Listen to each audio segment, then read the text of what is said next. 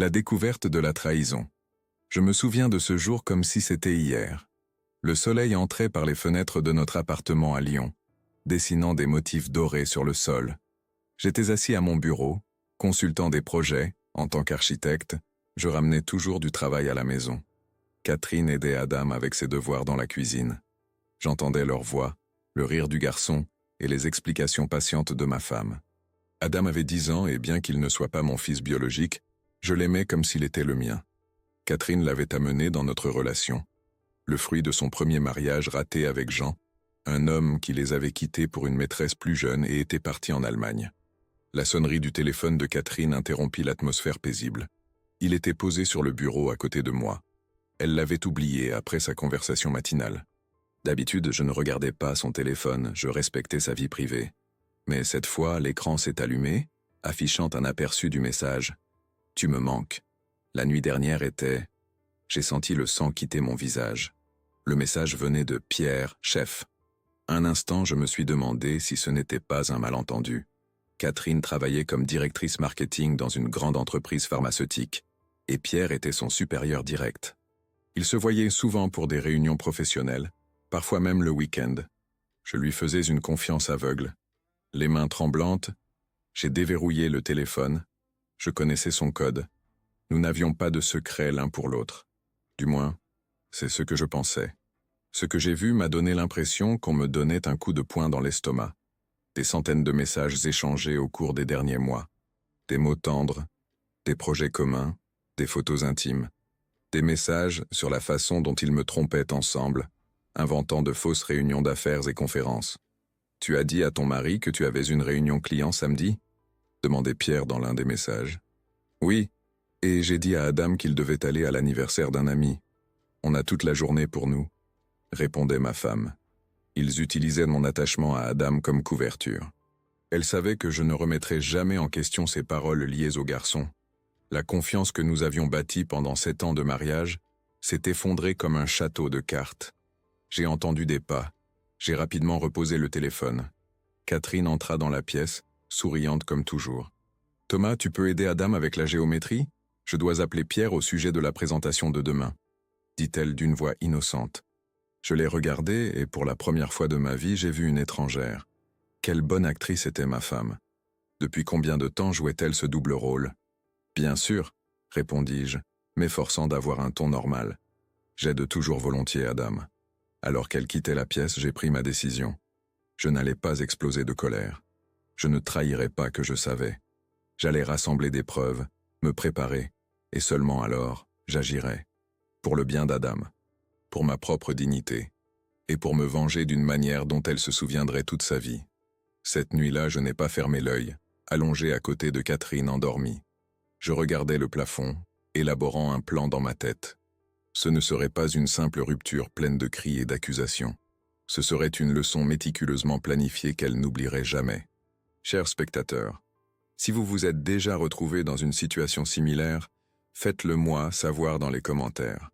Abonnez-vous à la chaîne pour savoir ce que j'ai fait ensuite, et laissez un pouce en l'air si vous voulez plus d'histoires comme celle-ci. Votre avis compte beaucoup pour moi. La collecte des preuves. Le lendemain matin, je me suis réveillé l'esprit clair et avec un plan. Une froide détermination avait remplacé le choc de la veille. Pendant les semaines qui suivirent, je suis devenu un détective dans mon propre mariage, documentant chaque mensonge, chaque incohérence dans les histoires de Catherine. J'ai acheté un petit carnet que j'avais toujours sur moi.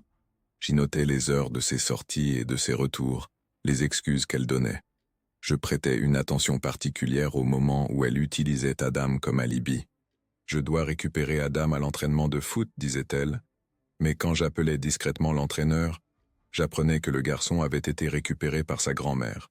Réunion parents-professeurs à l'école d'Adam, un autre mensonge, que je vérifiais d'un simple coup de fil à l'enseignante. Après 2 semaines d'observation, j'avais la certitude que l'affaire était plus sérieuse que je ne le pensais. J'ai décidé de franchir une étape qui me semblait auparavant impensable. J'ai engagé un détective privé, Marc Duval, un ancien policier à l'approche discrète et aux bonnes références. « C'est une procédure standard, monsieur Durand », dit-il, alors que je lui transmettais les premières informations dans un café loin de chez nous. « Ne vous inquiétez pas, J'agirai discrètement. Les jours suivants, je recevais des photos et des rapports de marque. Catherine et Pierre se retrouvaient dans un hôtel près de la place Bellecour, parfois dans son appartement du Vieux Lyon. Sur l'une des photos, ils se tenaient à la main dans un restaurant. Sur une autre, ils s'embrassaient près d'une voiture. Chaque nouvelle photo était comme un couteau planté dans mon cœur, mais paradoxalement, cela me donnait aussi de la force. La vérité, même douloureuse, valait mieux que l'incertitude. Le détective m'apporta cependant une information qui me glaça le sang. Il avait surpris une conversation entre Catherine et Pierre dans un café. Ils planifiaient un avenir commun. Pierre lui avait promis une promotion au poste de directrice régionale, une position dont Catherine avait toujours rêvé. Elle devait me quitter après avoir obtenu ce nouveau poste dans environ 3 mois. Pire encore, il prévoyait qu'Adam vivrait avec eux.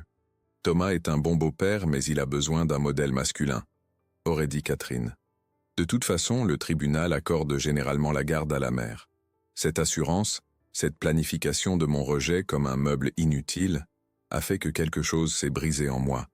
Mais au lieu d'une explosion de colère, j'ai ressenti un calme glacial. J'ai commencé à me préparer pour l'aspect juridique du divorce. J'ai discrètement consulté une avocate, Anne Mercier, spécialisée dans les affaires de divorce. Je lui ai présenté les preuves de l'adultère que j'avais rassemblées. « Vous avez des éléments solides, monsieur Durand ?» dit-elle en examinant les photos et les notes. « Mais qu'en est-il du garçon? Vous n'êtes pas son père biologique, donc légalement. J'aime Adam comme mon propre fils, l'interrompis-je. Pendant 5 ans, j'ai été là pour chacun de ses succès et de ses échecs. J'ai payé pour son éducation, ses médecins, ses activités extrascolaires. Son père biologique ne s'intéresse plus à lui depuis des années. » Anne hocha la tête avec compréhension. « Dans ce cas, nous nous battrons pour un droit de visite. Le tribunal prendra en compte le bien-être de l'enfant. Parallèlement, je sécurisais mon avenir financier. J'ai ouvert un nouveau compte bancaire sur lequel j'ai commencé à transférer une partie de mes économies. Je ne voulais pas voler Catherine. J'avais l'intention d'être juste dans le partage des biens, mais je ne pouvais pas non plus la laisser profiter de moi financièrement. Le plus important, cependant, était de construire une relation encore plus forte avec Adam. Je passais plus de temps avec lui, je l'aidais avec ses devoirs, je l'emmenais au match de l'OL, dont nous étions tous les deux fans. Je voulais qu'il sache que quoi qu'il arrive entre sa mère et moi, je serai toujours là pour lui. Un soir, alors que je lui lisais une histoire avant de dormir, Adam me regarda sérieusement.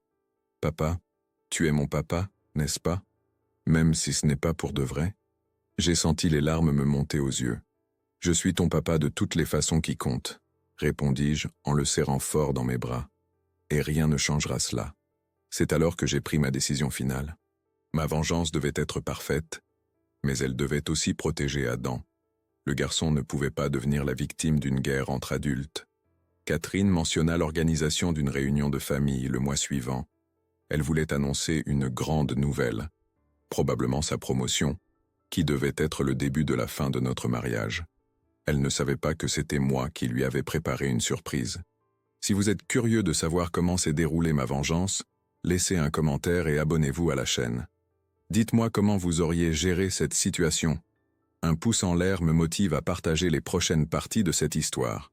Le plan de la vengeance parfaite. La réunion de famille prévue par Catherine devait avoir lieu dans un restaurant élégant, la vue Fourvière, avec vue sur la basilique. Elle avait invité ses parents, sa sœur et son mari, et même mon frère et sa femme. Adam était excité. Nous avions rarement l'occasion d'avoir des réunions aussi solennelles. Seul moi savais que cette soirée serait tout sauf solennelle. Une semaine avant la réunion, j'ai accéléré les préparatifs. Je rencontrais régulièrement Anne Mercier, peaufinant les détails juridiques. J'avais préparé tous les documents de divorce, qui n'attendaient qu'une signature. J'avais sécurisé des copies de toutes les preuves de l'adultère, photos, enregistrements de conversations fournis par le détective, capture d'écran de messages. Le plus difficile était de cacher mes émotions à Catherine. Chacun de ses sourires, chaque geste de tendresse me semblait maintenant faux. Chaque « je t'aime » prononcé avant de partir au travail sonnait comme une moquerie. Mais je jouais mon rôle. Le mari aimant, ignorant tout. Je perfectionnais mon masque, tout comme elle avait perfectionné le sien pendant des mois. Le plus grand défi fut la conversation avec les parents de Catherine, Barbara et Stéphane. J'avais toujours eu de bonnes relations avec eux, ils me traitaient comme leur fils. J'ai décidé de les rencontrer la veille de l'annonce prévue. Je dois vous dire quelque chose, commençai-je, alors que nous étions assis dans leur confortable appartement à la Croix-Rousse. Ce ne sera pas une conversation facile. Je leur ai montré une partie des preuves, juste assez pour qu'ils comprennent la gravité de la situation, en leur épargnant les détails les plus douloureux. Barbara pleurait, Stéphane était assis en silence, serrant les poings. J'ai toujours soupçonné que ce Pierre avait des intentions envers elle, dit-il finalement. Mais je pensais que qu'elle n'aurait jamais. Je suis désolé que vous l'appreniez par moi, dis-je. Mais je voulais que vous soyez préparés pour demain, et que vous sachiez que, quoi qu'il arrive, vous serez toujours ma famille, à cause d'Adam. Barbara me prit la main. Qu'as-tu l'intention de faire? Lui donner une leçon qu'elle n'oubliera jamais, répondis-je calmement. Mais je promets que je resterai digne. Il n'y aura pas de scène publique. Adam ne souffrira pas. Je suis parti de chez eux avec un sentiment de soulagement. J'avais besoin d'alliés, et ils avaient, malgré leur douleur, pris mon parti. L'étape suivante fut de parler à mon frère, Michel. En tant qu'avocat dans une grande entreprise, il avait accès à certaines informations qui pourraient m'être utiles. J'ai vérifié ce Pierre comme tu l'as demandé, dit Michel lors de notre rencontre à son bureau. Il est marié, a 2 enfants. Sa femme ne sait rien de sa liaison avec Catherine. Cette information fut une surprise pour moi. Pierre, toujours présenté comme un célibataire, menait une double vie. Je me demandais si Catherine était au courant pour sa famille. Ça, je ne sais pas, répondit Michel à ma question. Mais j'ai les coordonnées de sa femme, si tu veux. Les coordonnées de Martine Dubois, la femme de Pierre, devinrent le dernier élément de mon plan. Je n'avais pas l'intention de la blesser, mais elle avait le droit de savoir. La veille de la réunion, j'ai commandé un gâteau spécial à la pâtisserie. Dessus, il y avait l'inscription « Félicitations pour ta promotion » et à l'intérieur, j'avais caché une clé USB contenant toutes les preuves. J'ai payé les serveurs pour qu'ils l'apportent au bon moment. Le jour de la réunion, j'étais plus calme que jamais. Je me suis habillé avec élégance. J'ai aidé Adam à nouer sa cravate. J'ai même acheté des fleurs à Catherine. Alors que nous nous rendions au restaurant, elle a mis sa chanson préférée dans la voiture. Elle chantait joyeusement, n'ayant aucune idée de ce qui l'attendait. Au restaurant, tout le monde attendait déjà. Catherine sourit radieusement à l'assemblée, serrant discrètement la main de Pierre, qui était venu seul. Il était, par hasard, tombé sur nous à l'entrée, et Catherine l'avait spontanément invité à se joindre à nous. « J'ai une merveilleuse nouvelle pour vous tous », annonça-t-elle après l'entrée, se levant avec une coupe de champagne. « J'ai été promue directrice régionale. » Tout le monde applaudit, la félicita.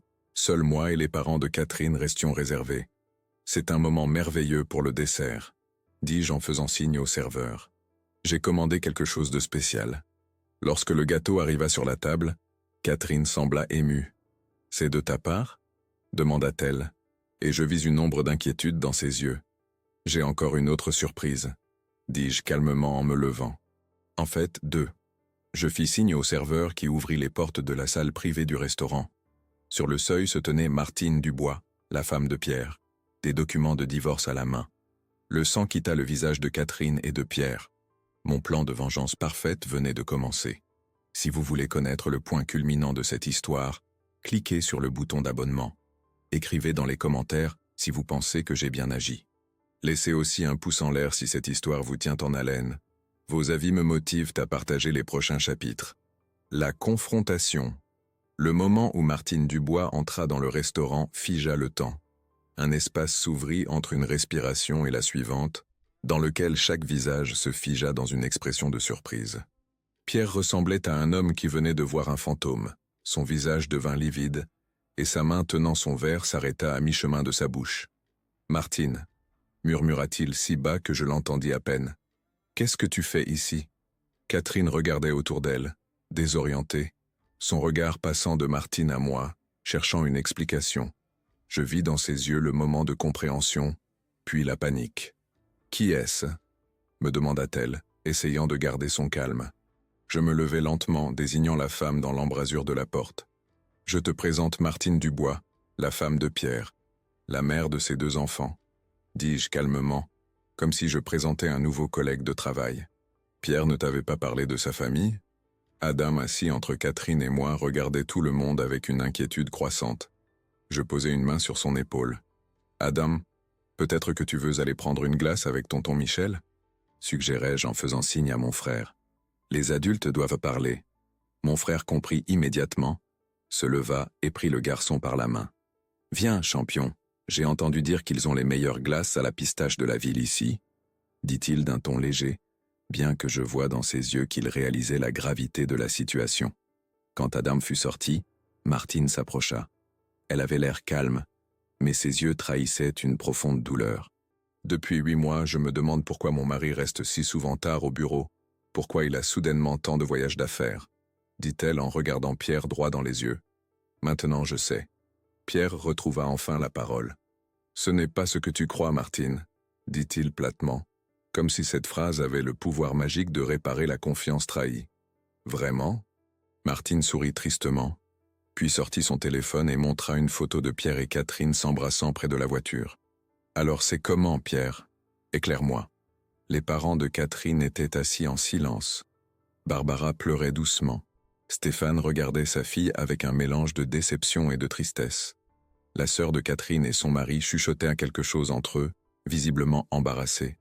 Catherine prit enfin la parole, sa voix tremblante. « Thomas, qu'est-ce que tout cela signifie ?» demanda-t-elle, essayant de reprendre le contrôle de la situation. « Pourquoi as-tu invité cette femme? C'est quoi ce cirque ?» Sans un mot, j'attrapai le gâteau et en sortis la clé USB. « Tout est là », dis-je en l'attendant au serveur qui la brancha immédiatement sur l'ordinateur portable préparé à l'avance.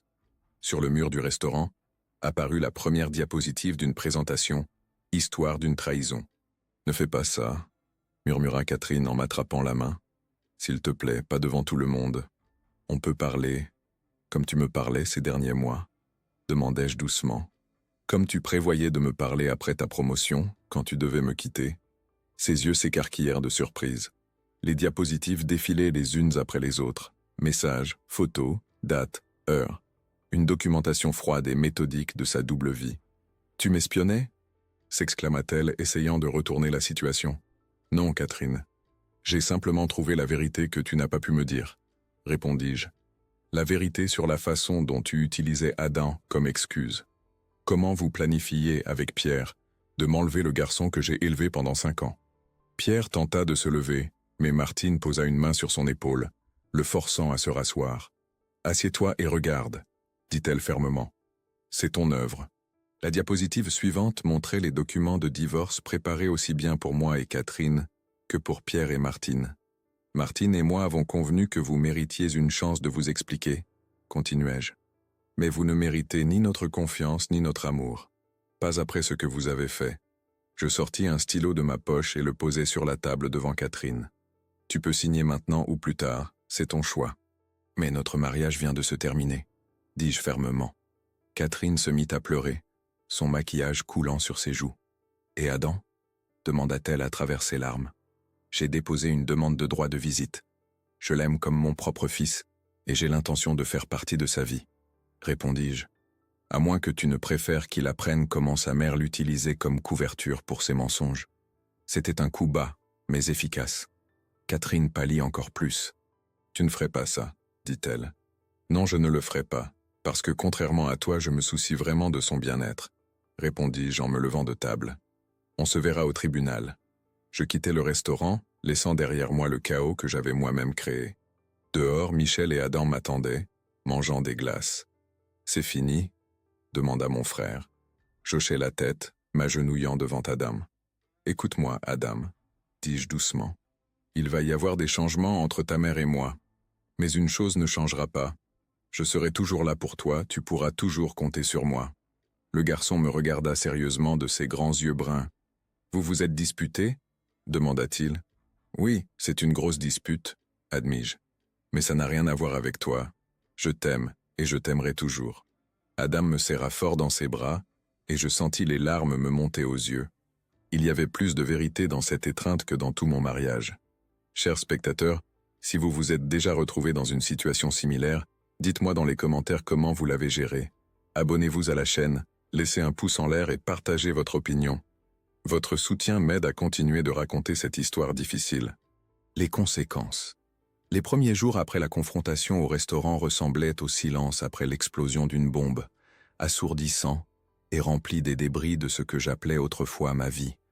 Je ne retournai à notre appartement que pour emballer les choses les plus nécessaires. Michel m'offrit sa chambre d'amis jusqu'à ce que je trouve quelque chose pour moi. Catherine appelait sans cesse. D'abord, elle suppliait le pardon, puis elle menaçait, et enfin, elle essayait de me faire sentir coupable. Je n'ai pas décroché une seule fois. Je transmettais chaque message à Anne Mercier, qui construisait notre dossier de divorce avec une précision froide. Le 3e jour après la confrontation, alors que je récupérais le reste de mes affaires de l'appartement, Catherine était là. Elle ressemblait à l'ombre d'elle-même, les yeux cernés et le visage pâle. « Nous devons parler », dit-elle, debout dans l'embrasure de la chambre pendant que je faisais mes valises. « Nous n'avons rien à nous dire », répondis-je calmement. « Tout a été dit. »« Et Adam ?» demanda-t-elle, sa voix se brisant légèrement. « Il demande après toi. Il pleure le soir. » Je m'arrêtai un instant.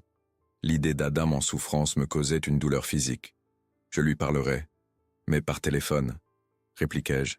« Il a besoin de temps pour comprendre tout ça. Nous en avons tous besoin. » Catherine s'approcha, ses mains tremblantes. « J'ai perdu mon travail, » dit-elle doucement. « Pierre aussi. Sa femme a envoyé toutes les preuves à la direction de l'entreprise.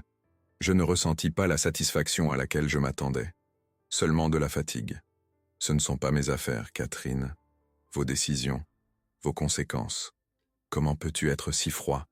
explosa-t-elle soudainement. « 7 ans de mariage, et tu t'en vas comme ça ?» Je me tournai vers elle, sentant quelque chose se briser en moi. « C'est moi qui pars ?» demandai-je incrédule. « C'est toi qui es partie il y a longtemps, Catherine. Avec chaque mensonge, chaque rendez-vous avec lui. Je n'ai fait que fermer la porte que tu avais ouverte depuis longtemps. Je la laissai sanglotant dans la chambre que nous avions autrefois partagée. En sortant, je vis Adam debout près de la porte de sa chambre. Il me regardait avec de grands yeux pleins de larmes. « Papa ?» murmura-t-il. « Tu ne reviendras plus ?»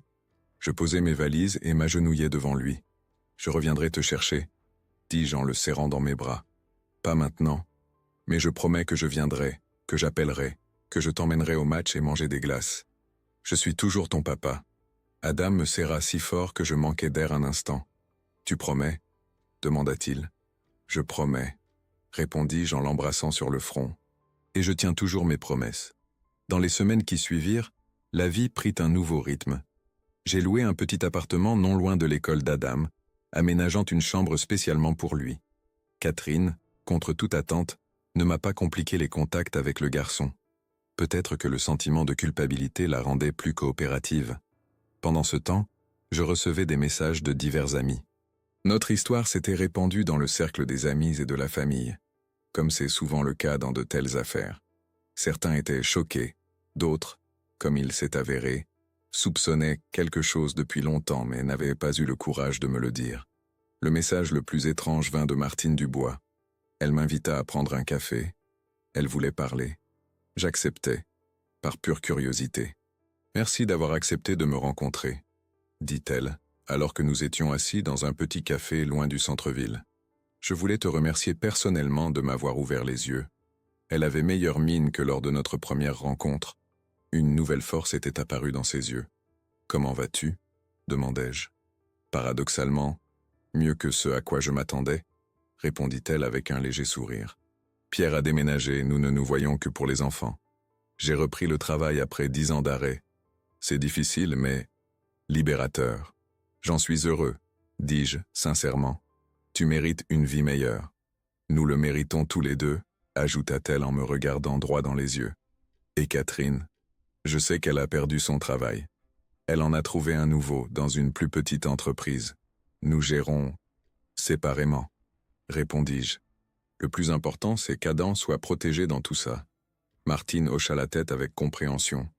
Tu sais, commença-t-elle après un moment de silence, je n'aurais jamais pensé être reconnaissante envers l'homme qui m'a montré que mon mariage était un mensonge. Mais je le suis. La vérité, même douloureuse, vaut mieux que de vivre dans l'illusion. Ces paroles me restèrent longtemps en mémoire. La vérité, même douloureuse, vaut mieux que l'illusion. C'était le mantra qui m'aidait à traverser les moments les plus difficiles. La procédure de divorce se déroula étonnamment bien. Catherine ne s'est pas battue pour les biens. Elle a probablement compris qu'à la lumière des preuves, sa position était faible. Le tribunal m'accorda un droit de visite régulier avec Adam. 2 week-ends par mois et 1 jour par semaine. Plus la moitié des vacances et des fêtes. La conversation la plus difficile m'attendait avec Adam. Un soir, alors qu'il passait la nuit chez moi, il s'assit soudainement à table avec un air sérieux. « Papa, pourquoi est-ce que toi et maman vous ne vous aimez plus ?» demanda-t-il directement. Je posai mon livre et réfléchis à la manière de répondre. Je ne voulais pas mentir, mais je ne pouvais pas non plus accabler un enfant de 10 ans avec toute la vérité. Parfois, Adam, les adultes changent, commençai-je prudemment. Et parfois, ces changements font qu'ils ne s'accordent plus aussi bien qu'avant.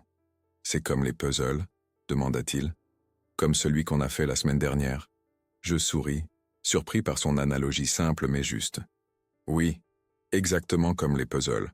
Avant, nous nous emboîtions bien, mais ensuite les formes ont changé. Cela ne veut pas dire que nous sommes mauvais, juste différents. Et moi ? Demanda-t-il doucement. À qui est-ce que je m'emboîte ? À nous deux ? Répondis-je sans hésitation.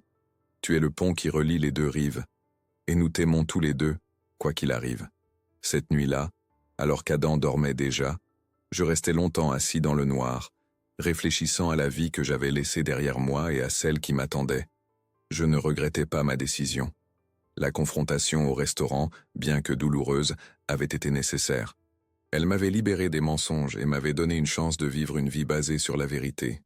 Chers spectateurs, abonnez-vous à la chaîne si vous voulez savoir ce qu'il est advenu de moi par la suite. Laissez un pouce en l'air si vous avez aimé cette partie et partagez vos expériences dans les commentaires. Pardonneriez-vous une telle trahison? Ou avez-vous vécu une situation similaire? Un nouveau départ. On dit que le temps guérit les blessures. 1 an après la rupture de mon mariage, je peux dire que c'est vrai mais pas entièrement. Le temps ne guérit pas tant qu'il ne transforme la douleur en expérience, la colère en sagesse, la perte en espace pour quelque chose de nouveau. Le printemps à Lyon a toujours été ma saison préférée. Ce jour-là, j'étais assis sur un banc au parc de la Tête d'Or, observant Adam jouer au football avec d'autres enfants. Il avait grandi au cours de l'année écoulée. Ses mouvements étaient devenus plus coordonnés, plus assurés. Tout comme ma vie, elle avait pris un nouveau rythme, une stabilité que je n'avais pas ressentie depuis longtemps. Le divorce avait été finalisé 6 mois auparavant. Catherine avait d'abord tenté de se battre pour un plus grand partage des biens, mais lorsque son avocat vit les preuves que j'avais rassemblées, il lui conseilla un accord à l'amiable. Elle a eu l'appartement, j'ai pris la voiture et les économies. Juste, sans émotion, comme une opération chirurgicale, propre et précise. Mon agence d'architecture se développait mieux que jamais. Après ma séparation d'avec Catherine, je m'étais jeté à corps perdu dans le travail. Non par désespoir ou pour fuir, mais avec une passion retrouvée. J'avais remporté le concours pour le projet de la nouvelle aile du musée des Confluences, ce qui m'avait ouvert les portes de commandes plus prestigieuses. Chaque ligne, chaque angle, chaque espace que je concevais, portait en lui une partie de mon nouveau moi, plus audacieux, plus authentique. « Papa, tu as vu ?» cria Adam en courant vers moi. « J'ai marqué un but de la tête. »« J'ai vu, champion !» répondis-je en lui faisant un high five. Un vrai Mbappé. Adam rayonna, s'asseyant à côté de moi. Malgré le divorce, notre relation n'avait pas seulement survécu, elle était devenue plus profonde. Catherine, à ma grande surprise, respectait notre droit de visite, permettant même parfois des jours supplémentaires en dehors des délais fixés. Peut-être que la trahison et ses conséquences lui avaient appris quelque chose sur la valeur de l'honnêteté. « Papa, je peux te demander quelque chose ?» dit Adam, en essuyant son front en sueur. « Bien sûr, tout ce que tu veux, » répondis-je en lui tendant une bouteille d'eau. « Maman a un nouvel ami, » dit-il en me regardant attentivement, sondant ma réaction. « Il vient parfois dîner chez nous. Il est sympa. » Je sentis un pincement au cœur, mais pas de jalousie ou de regret. Plutôt de la prudence pour Adam. « Qu'est-ce que tu penses de lui ?» demandai-je, en essayant de paraître neutre. « Il est professeur d'histoire, » répondit Adam. « Il raconte des choses intéressantes sur les châteaux et les chevaliers, mais... » Il hésita. « Il n'est pas comme toi. » Je passai mon bras autour de ses épaules. « Personne n'est comme moi, » plaisantai-je. « Et personne n'est comme toi. Nous sommes uniques en notre genre. » Adam gloussa mais redevint vite sérieux. « Tu n'es pas fâché? Que maman est... quelqu'un ?» Je réfléchis un instant. Il y a 1 an, la réponse aurait été différente. Mais maintenant, je ressentais avant tout de la sérénité. Je ne suis pas fâché, dis-je sincèrement. Ta mère mérite d'être heureuse, tout comme moi, comme toi, comme tout le monde. Le plus important, c'est que cette personne soit bonne pour toi. Adam se blottit contre moi. Je préfère quand je suis chez toi, murmura-t-il. C'est plus calme ici. Ces mots furent comme un baume sur toutes les blessures que j'avais jamais subies. De retour dans mon nouvel appartement, un loft spacieux et lumineux dans le quartier réhabilité de la Confluence, je trouvai un message sur le répondeur. Étrange. Presque plus personne n'appelait sur le fixe. C'était Martine Dubois. « Salut Thomas. Je voulais te dire que j'ai gagné le procès pour la garde exclusive des enfants. Pierre a accepté toutes les conditions. Merci pour ton soutien pendant ces mois difficiles. Peut-être qu'on pourrait aller prendre un café un de ces jours. Par gratitude. Rappelle-moi si ça te dit. » Je souris pour moi-même. Au cours de l'année écoulée, nous nous étions vus plusieurs fois avec Martine. D'abord pour nous soutenir mutuellement dans nos procédures de divorce, puis simplement pour parler. C'était une femme intelligente, forte, qui, comme moi, avait traversé une trahison et en était sortie plus forte. Je ne prévoyais pas de nouvelles relations. Je n'étais pas prêt. Mais un café? Pourquoi pas? Je l'ai rappelé et nous avons convenu de nous voir le week-end suivant. En lui parlant, j'ai ressenti quelque chose que je n'avais pas ressenti depuis longtemps. De la légèreté. Comme si le poids du passé commençait enfin à s'alléger. Le soir, alors qu'Adam dormait déjà dans sa chambre, décoré exactement comme il le voulait, avec des posters de footballeurs et une carte du monde au mur, je m'assis à ma table à dessin. Je travaillais sur quelque chose de spécial, le projet de ma propre maison. Pas grande, pas luxueuse, mais parfaitement adaptée à nos besoins, les miens et ceux d'Adam. Une maison avec un grand jardin où il pourrait jouer au foot, avec 2 bureaux, un pour moi, un pour lui, avec une terrasse où nous pourrions passer les soirées d'été. En traçant les lignes suivantes, j'ai compris que je ne concevais pas seulement une maison, je concevais une nouvelle vie. Une vie qui aurait été impossible si Catherine n'avait pas trahi, si je n'avais pas trouvé le courage d'affronter la vérité. Paradoxalement, sa trahison fut le début de ma libération. Parfois dans la vie, nous perdons quelque chose qui semble inestimable pour découvrir qu'il y a des choses bien plus précieuses. J'ai perdu une femme, mais je me suis gagné moi-même. J'ai perdu l'illusion d'une famille, mais j'ai gagné une relation authentique avec Adam. J'ai perdu la stabilité que je connaissais, mais j'ai gagné la chance de construire quelque chose de vrai. Je jetai un coup d'œil à la photo posée sur mon bureau, moi et Adam sur la colline de Fourvière, souriant, le vent dans les cheveux, prise 3 mois après la séparation d'avec Catherine. Dans nos yeux, il y avait déjà de l'espoir, le même qui remplissait maintenant mon cœur quand je pensais à l'avenir.